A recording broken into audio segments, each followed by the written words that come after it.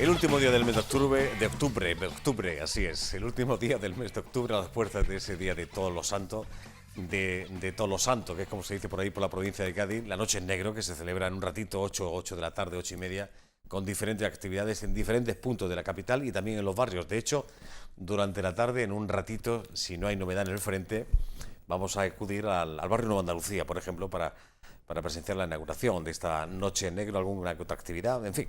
Hay un espectáculo, por cierto, a ver si podemos hablar con esta compañía que se llama, lo tengo por aquí, Troula Animación, que es la que va a poner en marcha, digamos, la Noche en Negro, con un espectáculo que tiene muy buena pinta. Ahora mostraremos imágenes. Tengo aquí encima de la mesa, no lo ven todavía, pero lo van a ver. Aquí se ve un poquito alguna figura que otra. El rey, la reina, que el sol más alto, algún caballo, algún alfil.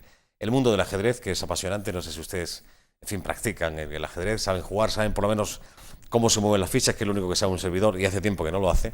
Pero hay un festival internacional, la cuarta edición del Festival Internacional de Ajedrez Juan Martínez Sola, que se celebra este fin de semana, viernes, sábado, domingo, en el Hotel Trip Indalo de Almería. Uno puede preguntarse si hay afición, si hay gente que juega al ajedrez en Almería. Hablando con nuestro invitado hace un momentito, antes de entrar al plató, pues la verdad que sorprende, pero sí que hay personal, sobre todo la gente más joven, ¿no? Colegios, institutos y demás. Es por ahí donde uno empieza a adentrarse, a acercarse a este maravilloso juego, una vida de pasión por el ajedrez. Les presento, en alguna ocasión nos ha visitado en ediciones anteriores a Francisco Galindo, que es del Club Ajedrez Reverte Minerals, que organiza este evento. Bienvenido, buenas tardes, Paco. Buenas tardes. Esto de que hay gente jugando al ajedrez en Almería, en fin, colegios, institutos, es la forma de iniciarse. Luego se van quedando por el camino algunos, como hablábamos, aunque hay quien sigue, ¿no? Veremos después una fotografía de una chica, no de Almería, pero es un ejemplo de la juventud, una chica que ha sido campeona de España sub-18, subcampeona 16, ¿no? Efectivamente. Bueno.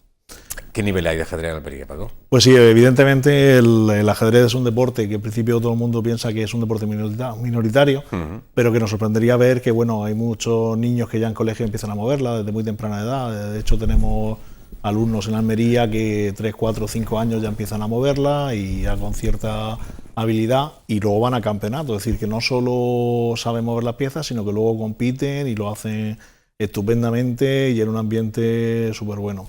Para los niños, evidentemente, el ajedrez tiene un montón de ventajas que aprovechan pues, para su concentración, para su creatividad, y por eso los colegios están muy interesados siempre en hacer este tipo de estas actividades, sobre todo extraescolares. Claro, aunque todavía estamos a años luz y miramos un poco al entorno de los países de nuestro entorno, mejor dicho, ¿verdad?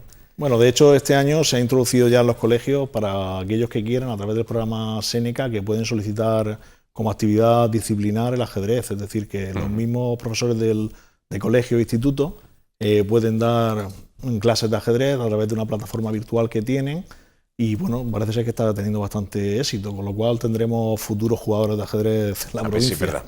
En el cartel, si sois tan amables compañeros, lo vemos, aparece antes, yo lo nombraba, cuarto Festival Internacional de Ajedrez Juan Martínez Sola, y lo vemos. Por recordar, ¿quién fue este señor? Pues Juan Martínez Sola fue el fundador del Club de Ajedrez Reverte, que quizás sea el club con más éxitos en la provincia de Almería, también por la historia que lleva detrás. El Club de Ajedrez Reverte pues lleva muchos años de trayectoria en todo tipo de competiciones, tanto individuales como por equipo. Ya ha llegado a ser hasta subcampeón de Europa en sus mejores tiempos. Sí. Ha estado durante muchos años jugando en División de Honor española, presentando un equipo, y ahora bueno, pues está también participando en competiciones a nivel nacional. Y bueno, pues esta persona era un enamorado del ajedrez, que lo que hacía era, pues a aquella persona que conocía intentaba inculcarle pues esa afición que él tenía, y realmente lo ha conseguido, porque tanto su familia como todas las personas que lo conocemos, pues tenemos un poquito de su espíritu todavía con nosotros. ¿Vive este señor? No, ya falleció hace unos pocos años, yo creo que hace 5, y por eso no ha dado tiempo a hacer esas 4 ediciones que van con esto. Es curioso, que creo que es el municipio de Albox, ¿no? El que tiene un campeonato de ajedrez, en fin, quizá posiblemente de los más importantes, ¿no? Pues esta persona, Juan Martín Sola, es originaria de Almería, pero tuvo la suerte de encontrarse con una albogense, con lo cual pues se casó y estuvo trabajando en un instituto ahí durante mucho tiempo. Y bueno, pues su afición hizo que al final el equipo durante muchos años estuviera en Albox, porque él era la cabeza visible, vivía allí. Y bueno, pues ya los últimos años ya se vinieron a vivir a Almería, a la capital, y aquí pues ha sido donde más se ha desarrollado los últimos años la actividad. Bueno, ¿este festival cómo se desarrolla? En fin, hay diferentes, digamos, pruebas, o dentro del festival diferentes categorías, por decirlo de alguna forma. No sé si correctamente o no. Paco, cuéntame. Pues vamos a ver, el festival intentamos todos los años mejorar y hacerlo más grande, porque es nuestra ilusión, por lo menos.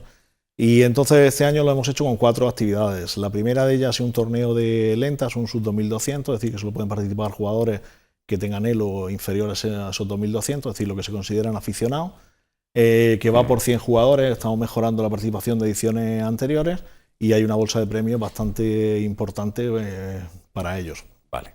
Luego hay un torneo también el viernes por la noche de una modalidad muy espectacular, que es el ajedrez relámpago o blitz, que se juega a tiempos de menos de 5 minutos por jugador, y el que sea campeón de ese torneo pues va a ser el campeón oficial de Almería de esta temporada. Con lo O sea, cual estamos hablando de una partida que dura 5 minutos. 5 minutos por, o sea, cada uno de los jugadores. Movimientos súper rápidos, ¿no? Claro, hay que mover muy rápido porque el tiempo es un factor determinante, porque no solo hay que jugar bien, sino que jugar rápido. Claro, claro. Incentiva. Una capacidad... En fin, bueno, al brutal, final, ¿no? al final el ajedrez se convierte en una cosa que se hace un poco de manera mecánica, es decir, la mente y el cuerpo funcionan al unísono, y cuando el cerebro da una orden de mover una jugada, se ejecuta al final rápidamente. Lo que sí es verdad es que las partidas que se hacen son extraordinariamente buenas, es decir, no porque se juegue rápido se juega mal. Claro. Y eso hace que sea una modalidad, tanto para los espectadores como para los propios jugadores, pues muy emocionante. Claro. De imágenes del pasado año, ¿no? De la edición del pasado año. Efectivamente, ahí está. El año pasado teníamos de invitado a Ana Mannace, esta jugadora georgiana que está ya viviendo en España muchos años. De hecho, se ha nacionalizado y está jugando en el equipo nacional. Y este año queremos sustituirla de alguna manera por la jugadora que comentabas antes, por Ana Redondo, que es una que ha sido campeona este año en categoría sub-18, y que bueno, un joven valor que, si no pasa nada, dentro de unos años estará en la selección española de ajedrez y estará también en la selección olímpica.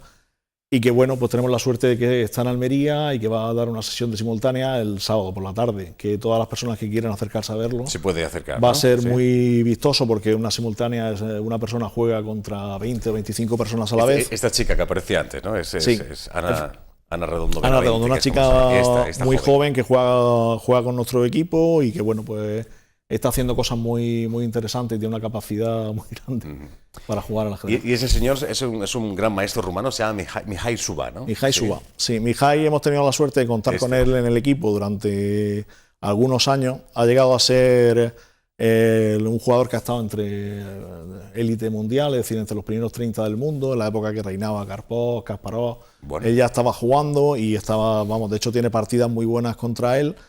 Y va a colaborar con nosotros, bueno, un poco pues estando con los aficionados, ayudándole a analizar partidas, viendo, normalmente cuando se termina una partida de ajedrez lenta se analiza para ver dónde uno se ha equivocado y qué errores se ha cometido.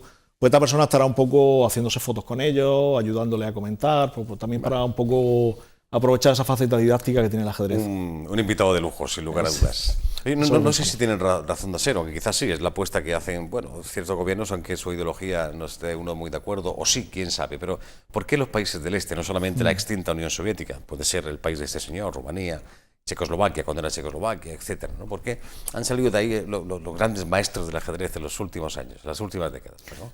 Pues yo creo que ha sido también una vía de escape de los problemas políticos que tenían en sus países. España ha tenido una política estable, digamos, en los últimos años, donde también el ajedrez se ha invertido mucho. Ha habido grandes mecenas que han hecho grandes campeonatos.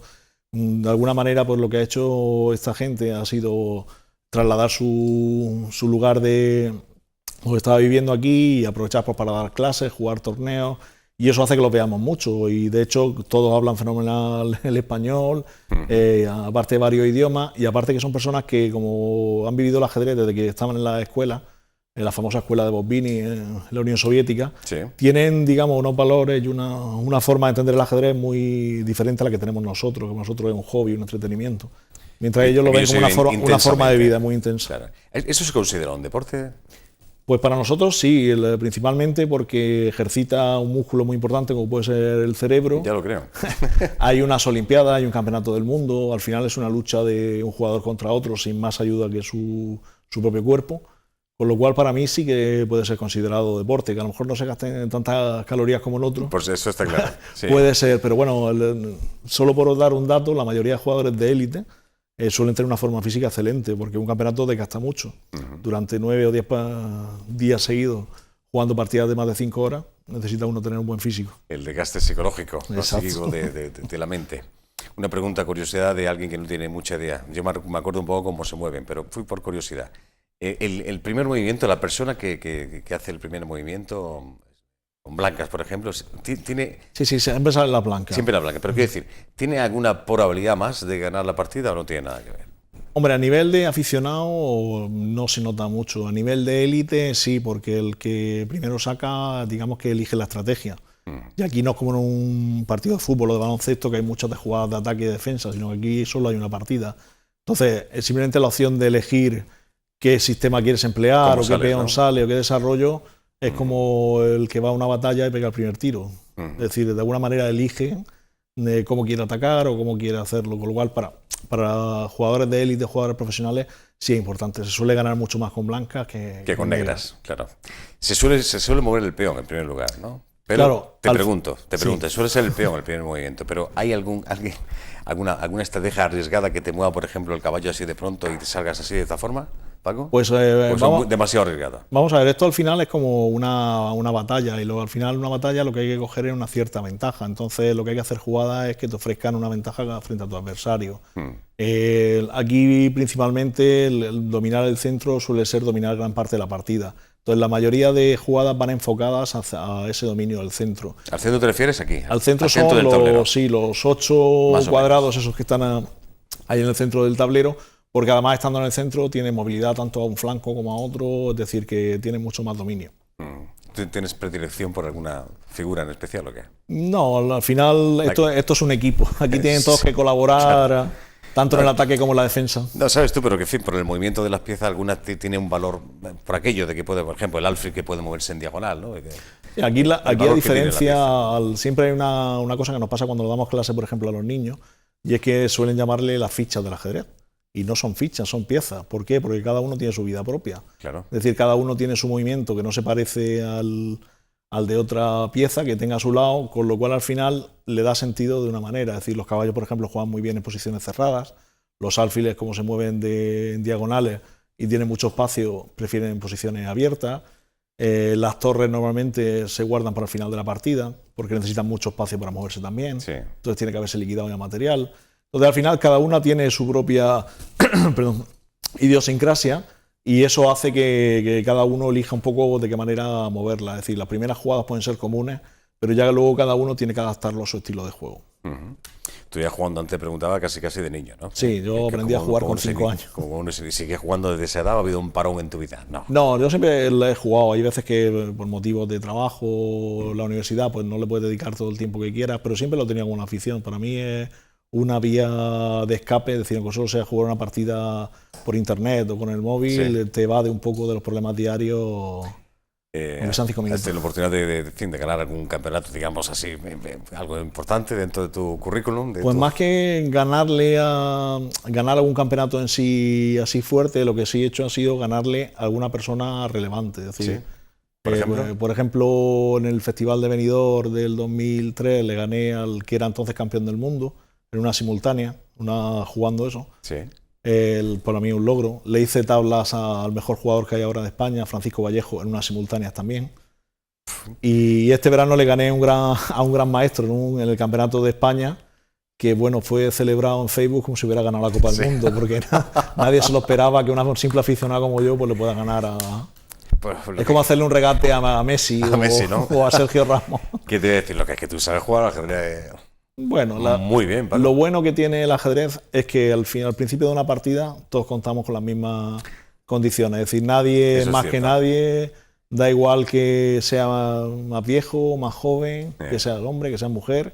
Aquí todos parten con la misma igualdad. El número de piezas, el tiempo, que cuando se mueve se toca aquí, ¿verdad? Para encontrar el tiempo que tiene cada uno y demás, ¿no? Cabe preguntarse si después de tantos años, de tantos maestros como ha habido en el mundo del ajedrez, de tanta estrategia, está prácticamente todo inventado a la hora de practicar este deporte que así es, el ajedrez, ¿no? Pues al final yo creo que el ajedrez ha evolucionado mucho. Es decir, hace unos años los ajedrecistas eran muy talentosos. Es decir, eran gente que tenía un talento natural para comprender posiciones, para buscar jugadas maravillosas en posiciones que no eran fáciles, Pero ahora el tema de los ordenadores, de internet, ha hecho mucho daño a ese tipo de jugadores, porque ahora una persona desde su casa puede acceder a bases de datos con 10 millones de partidas, con lo cual tiene un montón de trabajo ya estudiado y demás. Aún así, hay una parte de trabajo en el ajedrez y una parte que tiene que haber de talento innato, si no es imposible llegar a la élite. Está claro. Siempre se presupone la gente, en fin, a los grandes maestros y a los que, en fin, a los que juegan al ajedrez son, bueno, tienen una capacidad intelectual, digamos, por encima de lo normal, entre comillas o sin ellas. No sé si esto es en realidad es un poco leyenda, un poco tópico esto, Paco.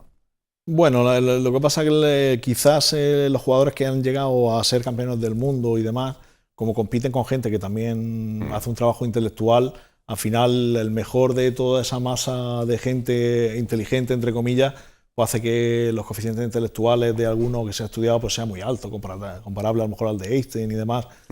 Pero que al final yo creo que salvo quitándolo eso, el resto son gente normal, gente que trabaja, que son profesionales, y cuando le dedican 8 o 9 horas al día a hacer lo mismo, pues evidentemente después del trabajo salen las cosas. Esto hay que currarse, lo que no es jugar, bueno, si puedes poner una partidita, o sea, mover ficha, ver quién le come más ficha al otro, bah, bien, te lo pasas bien, pero en fin, cuando ya se toma en serio hay que trabajarlo, evidentemente, ¿no? Claro. Bueno, abierto puede ir la gente a puertas abiertas para estar allí presente, ver un poco cómo se juega el ajedrez y demás durante el festival. Claro, nosotros la fórmula que tenemos para este tipo de torneos o este tipo de festivales es intentar hacerlo lo más accesible al público. De hecho, lo que intentamos es hacerlo siempre en un hotel para que desde los jugadores estén alojados en el hotel, traer gente a Almería, que este año hemos conseguido que más de la mitad del torneo sean gente que viene de Asturias, que viene de Barcelona, que viene de Sevilla, que viene de Jaén, que viene de Granada, de Málaga, que también aprovechan para jugar al ajedrez, pero también para conocer Almería, que el Trip Indalo colabora con nosotros para que estén lo más cómodos, nos deja una sala allí bastante espectacular donde pueden estar mirando la gente, y las puertas están abiertas, es decir, allí cualquier persona que quiera acercarse a ver las partidas o a jugarlas simultáneas puede acercarse y estaremos encantados de recibirlo. Viernes, sábado y domingo, 3, 4, 5 de noviembre. Lo de la simultánea llama mucho la atención, es un espectáculo. Yo no sé si esto lo han visto en imágenes o personalmente, en fin, ese tipo que se mueve por las mesas y de un simple vistazo, en fin, va moviendo, no sé qué capacidad hay que tenerlo para retener en qué partida estás y qué movimiento tienes que hacer en cada momento. A mí me llama mucho esto la atención. Paco, ¿tú esto lo has practicado tú? Bueno, hace muchos años que yo jugué la última simultánea porque es una verdadera paliza física y psicológica, porque realmente tienes que tener, pues si son 25 rivales, 25 partidas en la cabeza. Y durante a lo mejor 2 horas que dura la simultánea. Y además tienes que estar andando alrededor porque tus rivales están sentados, pero tú estás de pie. Con lo cual, al final 2 horas de pie dando vueltas, tú no notas el cansancio hasta que termina, pero cuando termina estás como si hubiera corrido una maratón. Una maratón. ¿Tú qué eras más, de Kasparov o de Karpov? De aquella rivalidad que hubo entre estos dos maestros. Para llevarle la contra a la mayoría de la gente, que normalmente Kasparov era un jugador mucho más espectacular, mucho más de entrega de pieza, agresivo, muy emocional, muy visceral. En cambio, Karpov era lo contrario, era de la escuela rusa, una persona muy tranquila, con unos movimientos espectaculares, pero que no eran espectaculares en el trabajo. El tablero eran espectaculares porque salían de una mente privilegiada. Llegó a ganar más de 100 torneos magistrales en su vida, el único jugador que lo ha hecho. Y estuvo durante 10 años campeón del mundo, que no es nada fácil cuando siempre de la escuela rusa surgía un montón de gente. Aquí suele ocurrir como en el mundo del póker, aquí se pueden pegar faroles, aquí en el mundo del ajedrez, o aquí no hay faroles. Bueno, aquí digamos que las nuevas tecnologías por siempre traen nuevos problemas también, porque por ejemplo hay un torneo en Benidorm que se juega ahora en diciembre, en el puente de diciembre, que atrae, no sé, unos 500, 600 jugadores, uno de los torneos más grandes que se juega en España. Y hay premios muy suculentos, es decir, para el primer clasificado me parece que es en 1.000 euros. Entonces viene mucha gente, desde con pinganillo hasta con trucos de gente, porque hoy en día con un móvil tiene una herramienta muy potente, porque es casi como un ordenador. Las nuevas tecnologías, claro. Y eso le obligan a jugar con inhibidores de frecuencia, con una serie de tecnologías para evitar este tipo de fraude. Bueno, cuarto Festival Nacional de Ajedrez Juan Martínez Sola, en recuerdo de este señor que hizo mucho por este deporte en la provincia de Almería. Paco Galindo, un placer como siempre, que vaya muy bien. Si es posible, el viernes por la tarde pasamos por allí, por el Trip Indalo, para ver cómo va la primera sesión, ¿vale? Os esperamos. Muchas gracias, hombre. La noche en negro. En la repostería también tiene presencia. Hay alguna confitería, pastelería almeriense, con solera ya, como es Dulce Alianza, por ejemplo, donde ha estado el compañero Mitchell esta mañana, donde En fin, algunos pastelitos con formas que tienen que ver con lo que se celebra esta noche en esta ciudad y en otras muchas, evidentemente, la noche en negro. Los dulces Halloween, que podemos llamar o clasificar de esta forma. Bienvenido,